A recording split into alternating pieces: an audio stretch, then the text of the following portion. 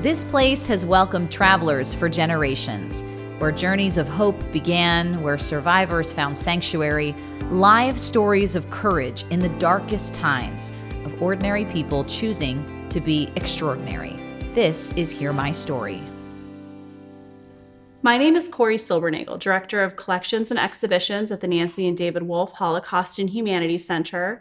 For our episode of Hear My Story today, I am joined by Madeleine Hordinski, a local photojournalist living and working in Cincinnati. We are so privileged to have you at the table, and I cannot wait to learn a little bit more about you today and to talk about a really special project. So thank you for joining. Thanks for having me. I'm honored to be here. Let's kick it off by talking a little bit about, just who you are. I've gotten to know you pretty well over the years, and I'd love for you to share a little bit about where you're from, and kind of what has drawn you to photography, to journalism. Tell me a little bit about it. Sure. So I am born and raised in Cincinnati. I grew up in Walnut Hills. I went to Walnut Hills High School. And when I was at Walnut, I started to photograph people. I've always loved photographing people. And I had a mentor, Michael Wilson, who is another local photographer who does really beautiful portraits. And he encouraged me to take a look at Ohio University's journalism program because they have a really good photojournalism faculty there, and I ended up attending OU and going through the photojournalism program. I also majored in anthropology because I like the research element of journalism as well. And after that, I interned at the LA Times, which is where I got more into journalism. And I ended up moving back to Cincinnati and starting a career in photography, working for the New York Times, Washington Post, Wall Street Journal, whoever will hire me in Cincinnati. Yeah. So yeah, that's a little bit about my journey in photography. Some of your work is so interesting. You have written and photographed kind of all across the board, from nature to cultural events. What kind of looking at your career, what are some of your favorite things that you've gotten to do? Oh gosh, it's hard to think of just a few. I feel like every month I'm doing something that is really I'm excited about. I think this project was one of the most special projects I've ever worked on, the Holding Hope project. In addition, I think getting to know, when I worked in California, getting to know that community well was also really special just because I'm from Ohio and it was my first time living in another state.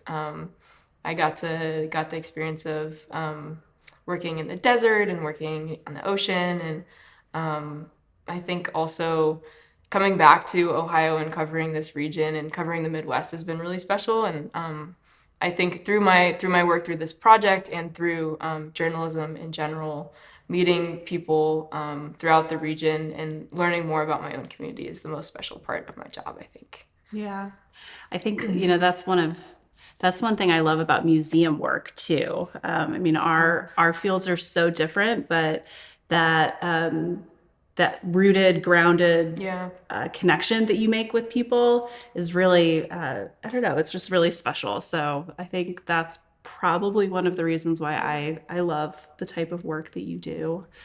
I think we're both collectors in a way too, like collecting stories and learning about things in new ways. Sure, absolutely. Sure. Yeah, I think it's interesting to hear that you studied anthropology. You probably have told me that, but I don't know if I remember. Maybe not actually. I think, it brings forth a lot of curiosity from you to want to understand people and understand them in a way that makes sense to you and in a way that you can interpret it to others. And I think that really comes through in your photography. It definitely came through in the Holding Hope project. Before we start talking about Holding Hope, I want to know a little bit about your connection to the Holocaust. When did you start learning about the Holocaust? Did you learn about it in school? Otherwise? Yeah, that's a great question. So actually, I first remember learning about it in seventh grade. I have a very specific memory because I believe I heard Zahava Rendler speak with my Yeah. class. I can't remember if it was like fifth, sixth, or seventh grade. But I remember going to the museum then and learning from her about her experience. And then in terms of learning more about my family history, it was during the pandemic. I was at home and I had a lot of time, and I realized that I hadn't learned very much about my own family history. And so I started doing research about my Polish family. My grandfather had always wanted to travel to Poland, and he grew up with two parents who spoke Polish and traveled there often. And when he died, I realized I didn't know very much about it.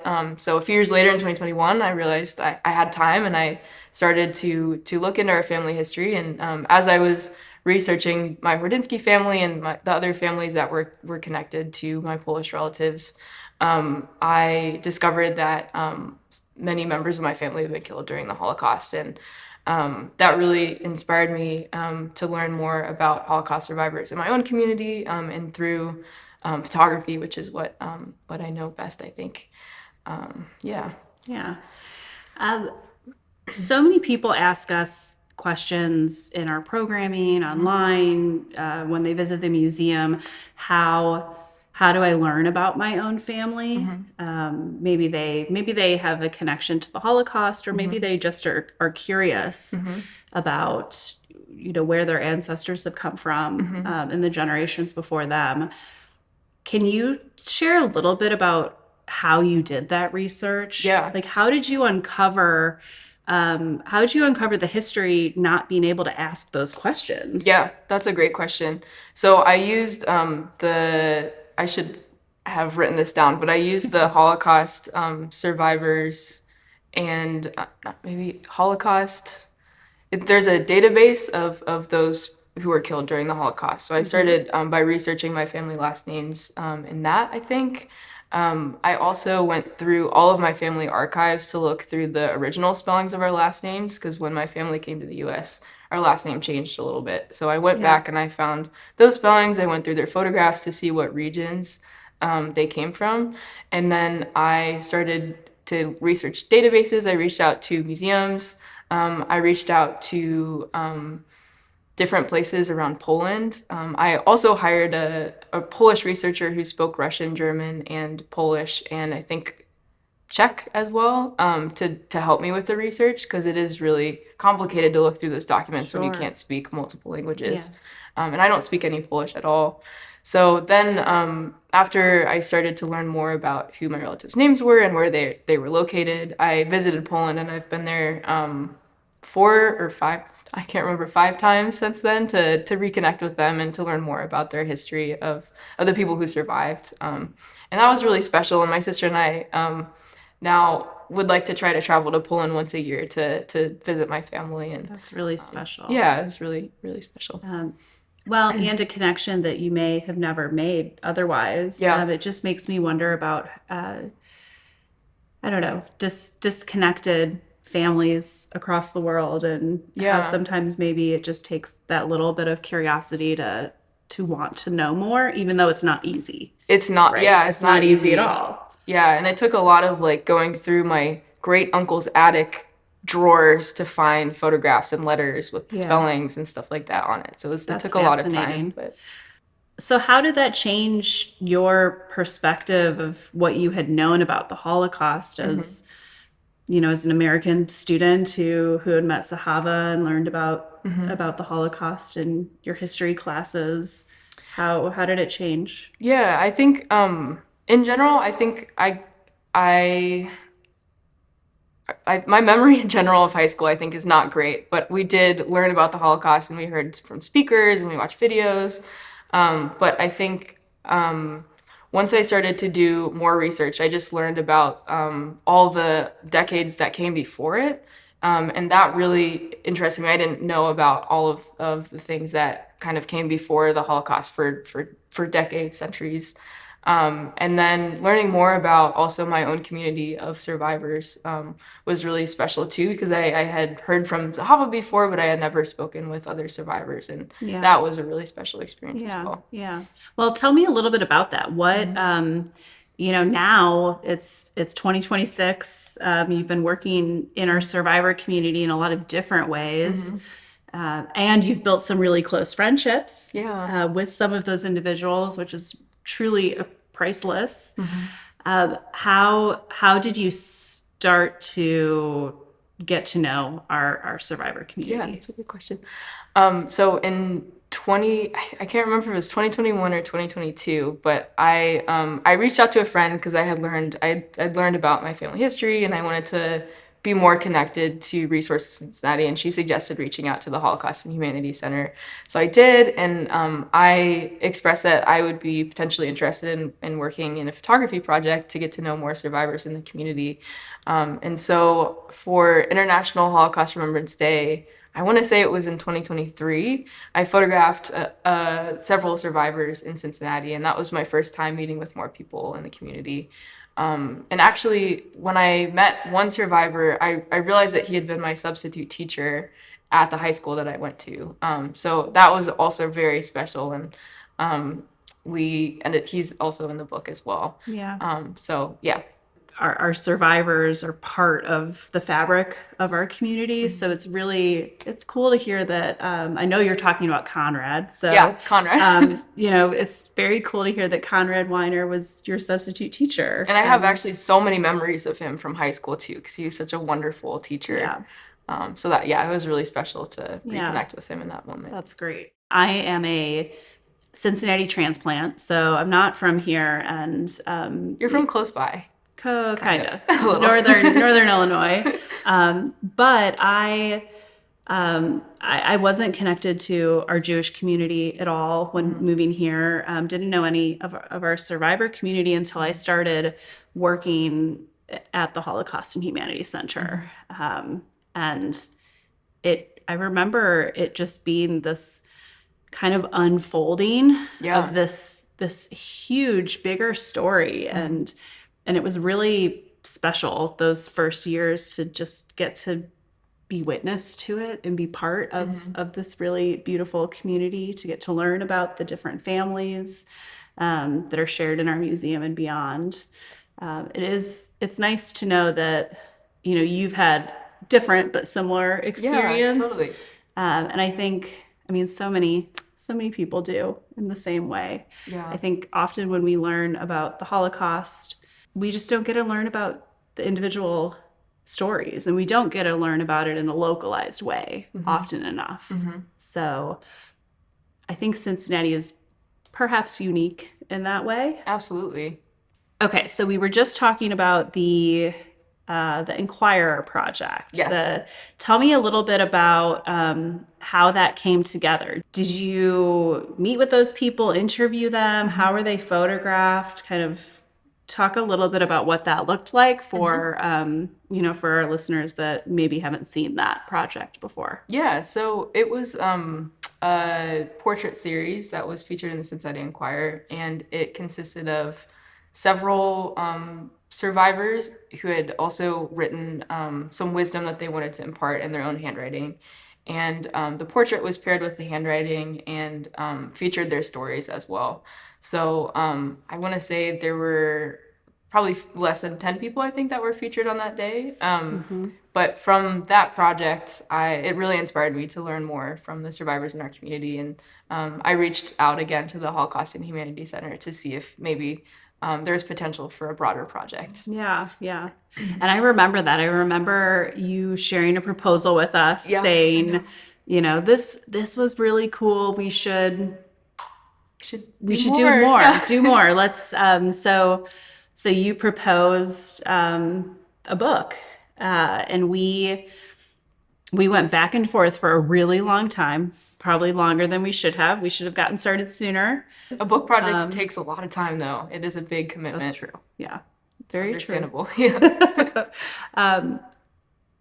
I think one thing that was special, though, and maybe different than the Inquirer project was that we kind of expanded our scope a little bit. Yeah. Right. And we had to think about what was the reason that we were doing this. At that point in time, this was 2023 when we started talking about this. We knew that our survivor population was aging, and that there were a lot of people that had never shared their stories before. There were survivors who had lived in our community for many years, well known, well respected, loved, but they had never wanted to share their story in a public way. So I think that was kind of the perfect marriage of both of our work, right? You were able to capture portraits of these individuals in a way that, from my perspective, you can see them and understand a little bit of who they are. And we were able to help share that story. So this is Conrad, who is my substitute teacher at Walnut. His quote is, "When I started to share my experience, it was as a Holocaust survivor. Today, with the rise of anti-Semitism, I'm a witness to the atrocities that were committed and hope to bring awareness for it to never happen again." I love when we read Conrad's statement. I can hear him saying that. It's written exactly like he would speak it. It is. These handwritten statements are they're so powerful. So George Gotti's photograph is one of my favorites in the entire collection. George Gotti shared in his handwritten statement, "I had a hard life until the end of the Second World War. Coming to the USA made a big change. It started hard, but it soon got better." Edward sang opera for us, right? I'm trying to remember what He song sang. So Edward, when we met him, we sat in his living room for a while, right? And then he brought us into his art studio. Yeah. And he was singing a Russian folk song. He was sitting at his desk, I think. Yeah. And it was so joyful. Yeah, it was. And that's what I'm talking about. Oh, you know, there were hard stories, but there was so much joy too. I don't know. Let's see. This is Edward in his living room. What was your initial kind of reaction to broadening that scope? Were you expecting it? Were you expecting us to want to blow this up into this big project, or did you kind of intend for us to pretty straight and narrow photograph and interview survivors? I think I wasn't sure what to expect. I knew that it was something that I was really interested in, and I really loved working on the Inquirer project, which was very short. I think we did it over the span of a week. But I knew that it was something I was really interested in, and I really enjoyed working on that first smaller project. So I just figured I would see what happened. Yeah. We had a lot of help. A lot. That I think is so important to acknowledge. And we had help kind of all along the way. So you and I really worked together in meeting each of the survivors. There were ultimately 41 different people we met with, many who hadn't shared their stories before. We went to their homes, we interviewed them, learned their stories, and you photographed them. But there was so much more work happening behind the scenes. A lot of work, yeah. Talk a little bit about that for a second. Yeah, absolutely. I don't know. I know when I went into this, I had no idea how many people would have to be at the table for it. Yeah, I mean, Jewish Family Service did so much work with us, coordinating and helping produce the project. Trinity from the Holocaust Humanity Center did so much work also producing. You did as well. We had translators who were there to translate Russian. There was more than one translator even as well. We had two international students from Germany as well who were volunteering with the Holocaust and Humanity Center, who helped a lot with this project. we had funding from some wonderful organizations as well that helped made the project possible. I'm sure I'm missing a lot of people that helped. Yeah. We had people editing the book. We had, I mean, so many people. Yeah, It took a whole village really to put together. Absolutely. And it was really, I don't know. I look back in reflection and I am so in awe of how many people came together to just believe in trying to share the story. I mean, everyone was mission driven in that moment through that project. Everyone gave so much time and dedication and attention to detail. It absolutely couldn't have happened just two people. No. And I think that, one takeaway, I hope that our visitors to the museum, those reading the book, we'll talk a little bit shortly about an exhibit that is coming up of the photographs. I just want to make sure everyone knows that. It'd be so easy to not think about it. Yeah, so many people had a huge role in this book, and it was a really wonderful team effort. Yeah, for sure. Yeah. Well, and I think another something else that makes me laugh a little bit is that none of us really knew what we were doing. No, definitely not. So it was like the first rodeo for all of us. And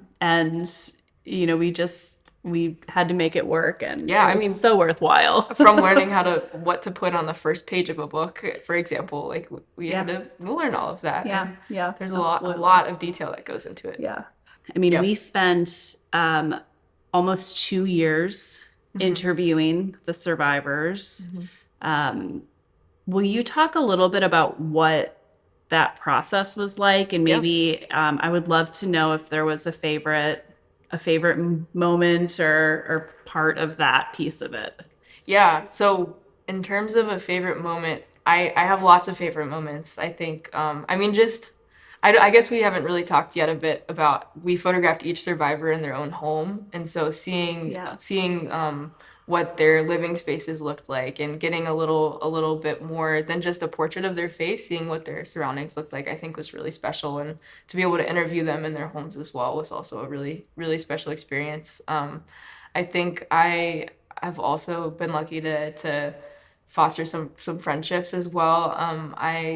Monique Rothschild is a survivor that I photographed, and she only lives about 10 minutes away from where I live. And I found out that we went to the same high school, and so we have a lot of shared interests. And I actually ended up helping her work on a book that she's doing about her own family history. And so being able to foster that connection with her and see her more than just in the project was really special. I shot this project on film, so I would wind up all the rolls at the end of the session and ship them to the lab, and then we would get the film back and take a look at the photographs after. So it was definitely it was a longer process because of that, but I'm really happy with the way that the film photographs look and feel. I think it matches the project. Well, and then on our end of those visits, we usually before we photographed, we sat down and interviewed the survivor.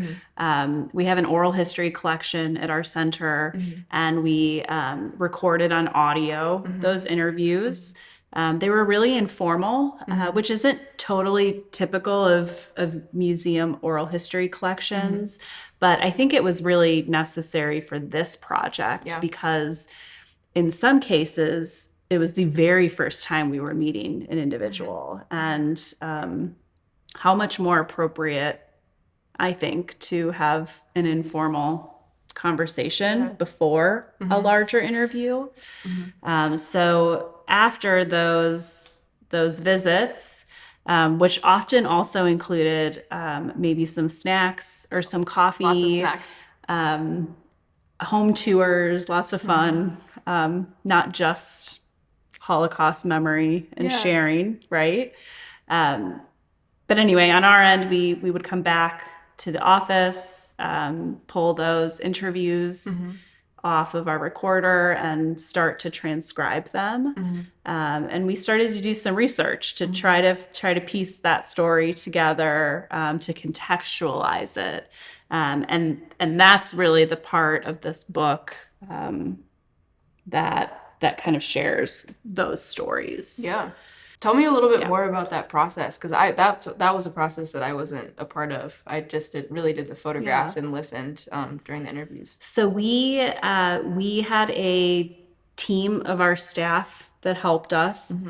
All of us each, took a few of those interviews and listened to them and transcribed them. To the best of our abilities. Yeah, and I know some of them also had to be professionally translated. Yep. So there was also a lot of translation work. And maybe a side note, it's worth noting that a lot of the survivors we met with were Russian speaking, and some not English speaking at all. So there were challenges with language that we kind of had to figure out. And we did. And it was so worthwhile that we did. I think that the work behind the scenes was so much more, it was so much more personal for us because of the maybe 3 hours or 2 hours that we spent visiting with the survivor. On the back end, we spent so much more time with their story. And you probably feel the same way with their photographs too. It's really special to get to know someone kind of in that way. Even though it is a little bit removed, right? Yeah. What are some of your favorite memories from this project? I think my favorite, I don't know. I think my favorite memories were probably when we got to see other parts of our survivors' lives. There were so many moments where we sat down and had a heavy conversation, and we did a lot of listening. But oftentimes before or after, we also got to do a lot of listening of really joyful moments. Absolutely. We listened to survivors singing. One survivor played the piano for us. Some showed us their art studio spaces, their memoirs that they've written. I think I was consistently wowed by the richness of life of everyone we met with. It was really special. Yeah, absolutely. It was really amazing. Let's talk about the title of this book for a minute. After the interviews were done, we got into the design and the writing and spent months going back and forth. One of the last things that we did was title the book. What do you remember about that? Yeah, I remember that we wanted it to be an uplifting title and a title that is focused on hope, I think.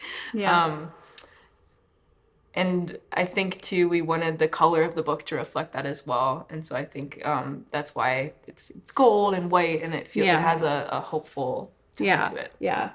I mean, I remember when we were going through and thinking about all of the handwritten statements, right? So every survivor, we asked them to share a message for their viewer with us. So some of them shared something about their story. Some shared hope for future generations. So many of them were so hopeful. And I remember that was kind of unexpected, and maybe it shouldn't have been, but it's so hard to for me be on the outside of a story like a personal experience during the Holocaust, and be able to see hope in that. But this this quote from Dr. Michael Meyer, like really stuck with us. That's really powerful. Will you read that for us? Beyond the dark abyss of evil ascends a fragile flame of hope. And I remember when we met with him, he hadn't written this yet, No, but yeah. we asked him about it, and he said, "I've been thinking of something to share." And he sat down and wrote it for us, and we both just loved this. I mean, it's so kind of in tune with all of the work that we do, and in the spirit of what so many others wrote about in the book. I think we played with that quote for a long time. Yeah. Thinking, how can we turn it into a title? But I think at the end of the day, what all of these stories represented for me was holding hope despite being among dark times. And I hope that's kind of one of like the legacies that it can share going forward. Absolutely. Once the book was done, we started talking about how, what do we do now with it? How do we share it with people? And we really haven't shared it with anyone yet, right? So we decided to build an exhibit. Talk a little bit about the exhibit, kind of like why an exhibit versus another type of public launch or resale. Yeah, I think we thought it would be special to see the photographs of each person, so it feels like you're kind of looking them in the eye, and then it's paired with their handwriting, and then also some artifacts from their personal histories as well. And so I think adding those three elements to the exhibit is a really powerful way to learn more about survivor stories. Yeah. And as a photographer, I also just really believe in the power of photography. But it's so special that it's paired with artifacts and their own handwriting and voices. Yeah. On top of that. Absolutely. I was a little bit nervous about how we would share this story publicly, knowing that there were some survivors who didn't really want to share their story in a public way. We work with many survivors at our center who speak to students as much as they can. But there's also a lot of survivors that don't want to do that, or they want their story shared in a different way. So I think, by creating a book, that created space for those stories to be counted too. We wanted to share in a bigger way. And I think an exhibition allows us to do that while still giving those that are featured in those portraits that will beautifully fill the gallery walls. It will still give them some agency to participate in whichever way they're the most comfortable and want to. Absolutely. And it's really special too that it will be translated in Russian as well, so that the Russian survivors can go through it and feel comfortable reading through everything. Yeah, absolutely. I think that was something that was really important to both of us, that we, although the book itself is only in English, we wanted the exhibition to be bilingual, both in English and Russian. It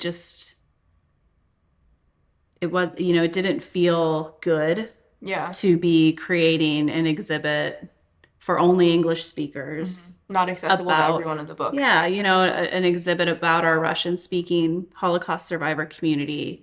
To create an exhibit that wasn't actually for them wouldn't have been. Yeah, it doesn't feel right. Wouldn't have been right. So I think, that's also something I'm really excited about. Yeah, me too. There's another part of the exhibit that I think will be really interesting. It's not included in the book. Okay. And you know a little bit about this. Okay. I'm not going to totally surprise you. So the book only shares the stories of survivors. Our gallery space kind of gave us a different medium to do some more storytelling.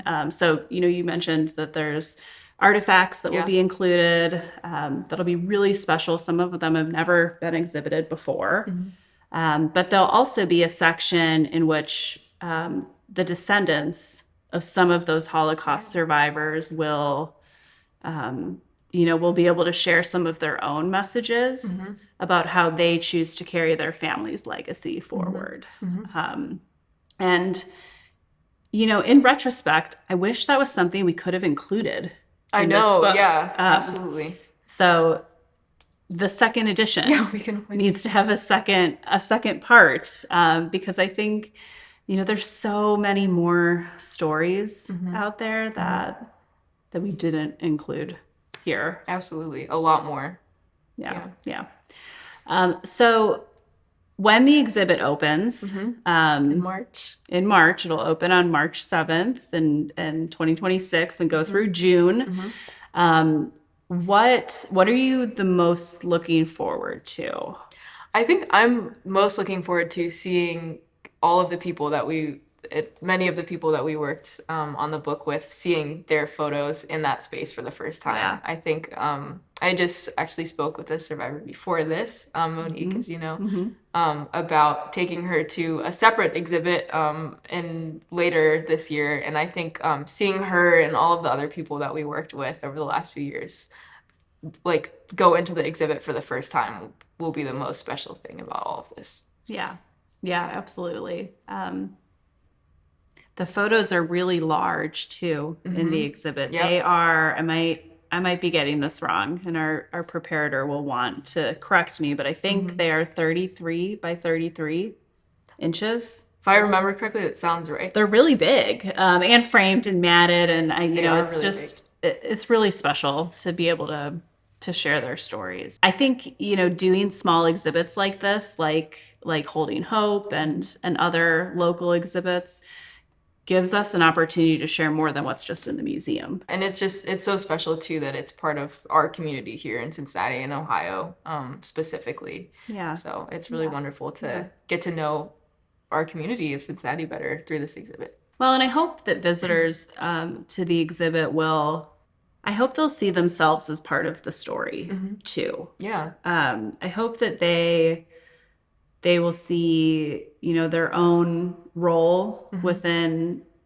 our community to be an upstander, to find connection, not only with the people featured in the book and in the exhibit, but just with the others visiting. Absolutely, yeah. What are some of your, hopeful takeaways of visitors to that exhibit? What do you want them to take away? I think probably what I took away from this project, just in that it's so important to get to know your community and to meet as many people as you can and learn about their stories and where they came from. I know I learned so much about Cincinnati through all of the stories of the survivors, and I hope that the visitors are able to learn that as well. Yeah.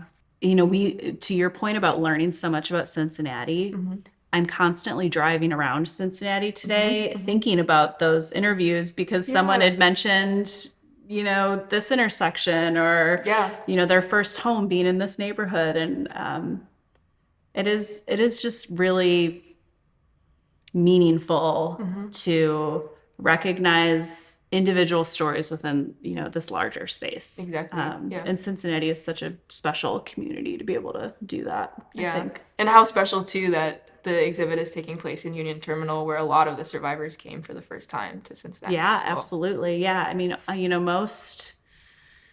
most survivors that arrived, in the 50s and the late 40s, or as refugees during the war, most of them arrived by train through Union Terminal. And today we're sitting in the boardroom of the railroad's president's office at Union Terminal.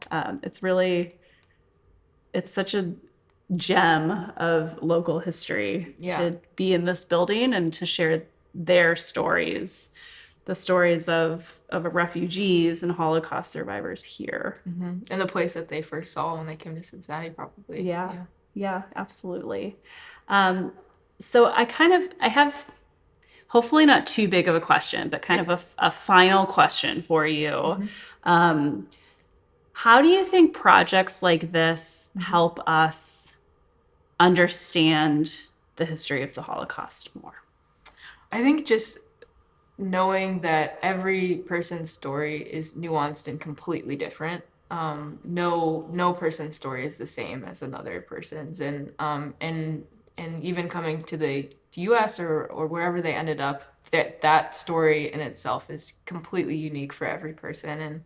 And I think just like sitting and hearing all of the survivors in this book, every person I think had something special and unique to share about their lives and some different wisdom to impart. And I think that was the most important thing that I learned from working on this project for sure. What would you say? I think that, projects like this, I'm not totally convinced that they help us understand. I think they help us understand more, right, about the history of the Holocaust. So much of it is just incomprehensible, though. Yeah. I think that what projects like this can help us all learn, maybe even more so, is that we, all have this resiliency within us, whether we've realized it or not, to rebuild and start over. Rebuilding isn't easy. It wasn't easy for the survivors, but so many of the stories that we learned about and were able to share were stories of full lives, with loving families and successful careers and contributions to civic life or whatever. I think, I hope that projects like this help us kind of better understand that fullness of life. And maybe that we can never fully understand ever. Yeah. Holding Hope is going to be available to the public with the opening of the exhibition. The exhibit will open on March 5th, 2026, and run all the way until June 7th. We're so excited to be able to share this project. It's been a long time coming. The exhibit will be here at Union Terminal. We talked a little bit about how special that's going to be to have this exhibition shared in such a historic, significant space. And I can't wait for this book to make it into the homes of our local community. Yeah, me too. Thank you so much for sitting with us today and talking a little bit about the project. It's always so nice to just learn a little bit more about you every time we talk. I learned something new. Thank you. Thank you for having me. It's an honor to be here. Hear My Story is a production of the Nancy and David Wolf Holocaust and Humanity Center. The center's mission is to ensure that the lessons of the Holocaust inspire action today. This is part of the Cynthia and Harold Gutman Family Center for Storytelling. Thanks to Margaret and Michael Valentine for their ongoing support of this series. Managing producer is Ann Thompson, technical producer is Robert Mills, and technical director is Josh Emerson. Select music is by Kik Lee. This is recorded at the Nancy and David Wolf Holocaust and Humanity Center. Visit us in person at Historic Union Terminal in Cincinnati, Ohio, or online anytime at holocaustandhumanity.org.